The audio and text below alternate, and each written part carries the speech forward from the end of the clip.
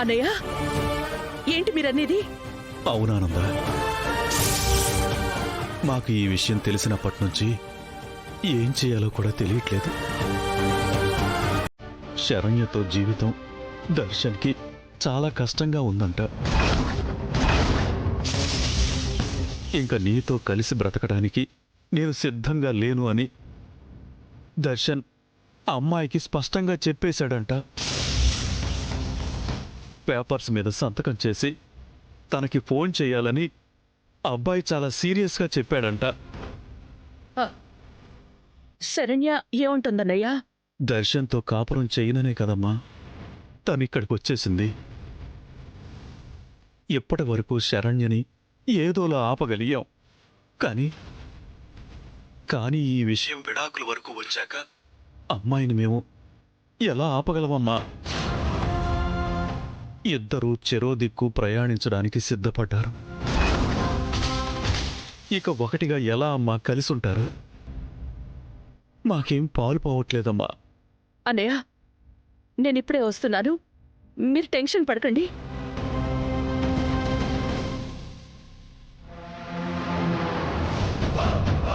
దర్శన్, దర్శన్, దర్శన్.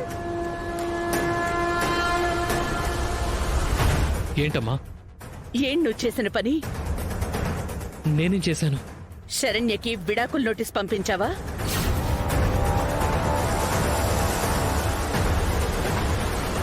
అవునమ్మా, పంపించాను.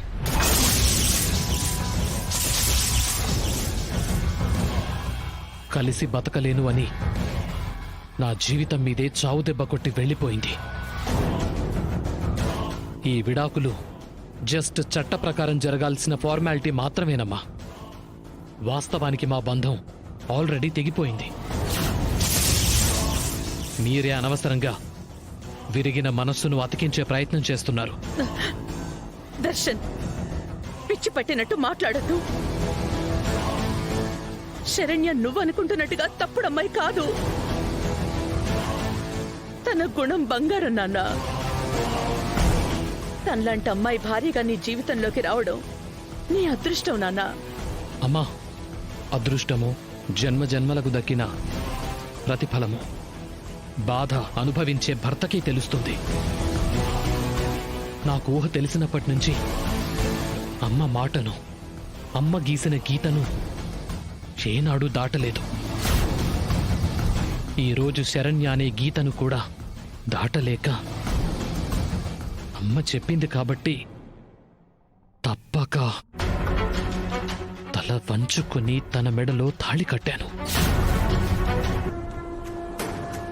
ఇన్ని రోజులు నేను తనతో కాపురం చేస్తున్నానని మీరనుకున్నారు. ఉళ్లకంపలు చిక్కుకున్న పావురంలా ఎటు కదల్లేక నేను బతుకుతున్నాను.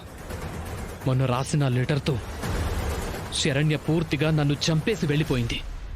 దర్శన్, అవునమ్మా.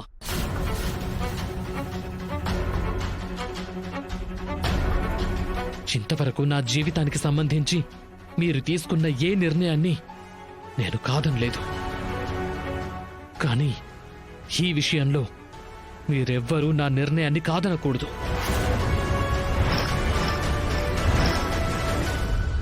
ఇక నుంచైనా నన్ను మనశ్శాంతిగా బతకనివ్వండి.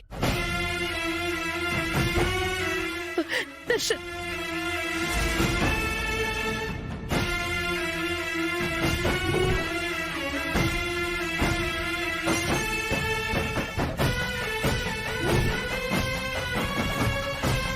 అంటే దర్శన్ మనసులో మళ్లీ సమీరకి దగ్గరవ్వడానికి ఇంకో అవకాశం ఇస్తున్నాడా?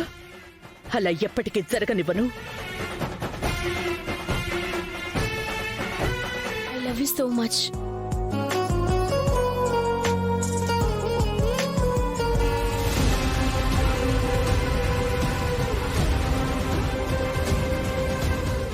మొత్తానికి పాప ఓపెన్ అయిపోయింది. గురిపెట్టిన బాణం గుండెల్లో కరెక్ట్గా దిగిపోయింది. సో ఈ బాణాన్ని ఇంకాస్త బలంగా లోపలికి దించకపోతే రేపు దీని ఫ్యామిలీని నేను ఎలా టార్గెట్ చేయగలను?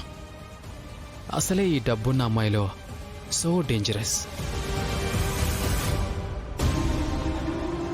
ప్రకాష్, ఏంటి ఆలోచిస్తున్నావు? ఆలోచించాలి కదా. ఎంతైనా నీతో పోలిస్తే నేను మిడిల్ క్లాస్ అబ్బాయిని. ఇప్పుడు అంతా బానే ఉంటుంది, బట్ రేపు నేను ఫేస్ చేయాల్సింది చాలా ఉంటుంది.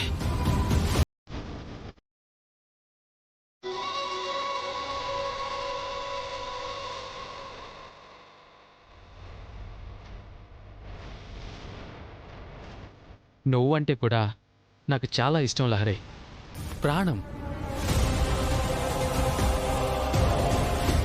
అంత ప్రేమించాక ఒకవేళ రేపు మీ వాళ్ళు నిన్ను నాకు దూరం చేసేస్తే నేనేమైపోవాలి? భరించడం, బ్రతకటం ఎంత కష్టం. ప్రకాష్, నీకోసం నేను ఏ ప్రాబ్లం అయినా ఫేస్ చేయగలను. నువ్వు నాకు కావాలి అంతే. మా ఫ్యామిలీ అయినా నిన్ను ఒప్పుకోవాల్సిందే, ఓకేనా?